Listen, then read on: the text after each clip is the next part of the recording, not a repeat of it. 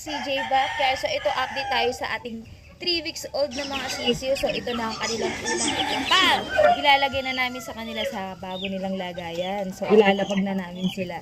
So ayan, maluwag na yung kanilang pwesto. So nilagyan na din namin ng ipa para yung mga ipot nila ay hindi mangamoy at manatiling malinis sila sa kanilang pwesto. Ayan na nga guys, nailipat na natin sila sa kanilang bagong pwesto. Inilapag na natin sila. So ayan, mukhang masaya naman sa kanila sa kanilang bagong bahay.